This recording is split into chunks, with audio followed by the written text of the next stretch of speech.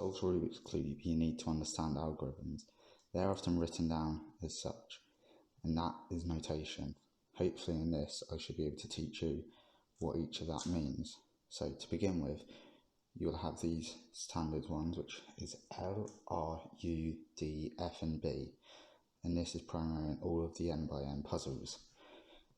What this means is that you move that face clockwise. So for instance, you'll have R, which moves clockwise like that, L moves clockwise like that, you'll have face, which moves like this, B for back, which moves like this, you have D, which moves like this, and U, which moves like this.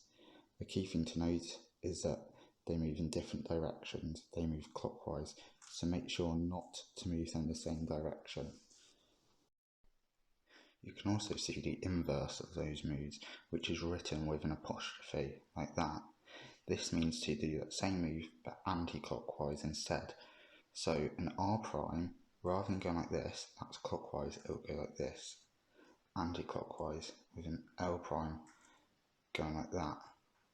With algorithms, I can also specify how many times I want to rotate it.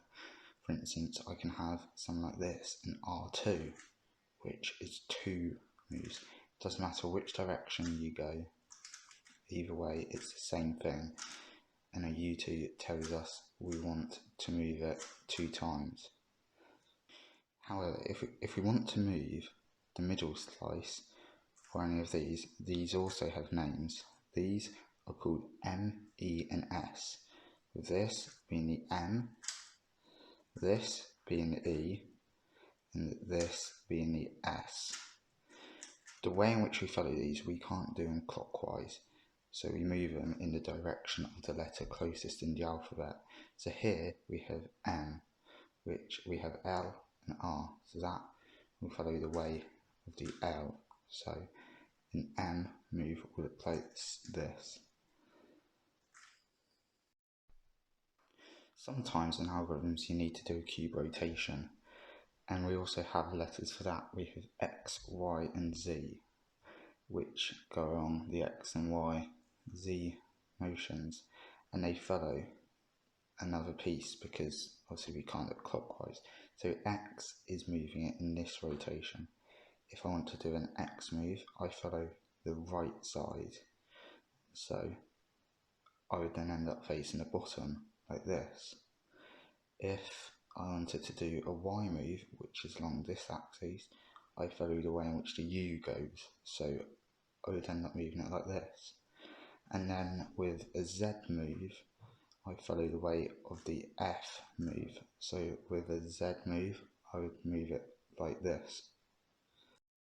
Now, if you see a little letter, like a small r, or a big letter with an R followed by it, it means you want to turn 2 layers. We want to do a wide move, like this. This would be right wide. We move 2 layers.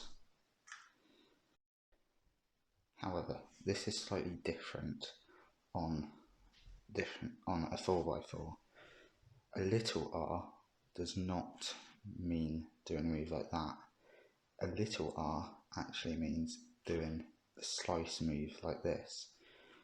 On a 4x4, if we want to move a piece wide, we do RW like this. On larger cubes like this, the 7x7, wide moves are done slightly different. So RW is still moving 2 layers. However, we can also get RW3, where we move 3 layers, and 4 RW, as well as 5 RW, and so on. We can also get something else though. We can get 3R, in which it might specify just move that single layer. Leave these the same, but just this, if the number comes before, tells us which layer we want to do. If you'd like to learn some of these algorithms to get faster, I will have videos in my tutorials section, or if you just want to learn to solve a Rubik's Cube, I'd recommend watching those.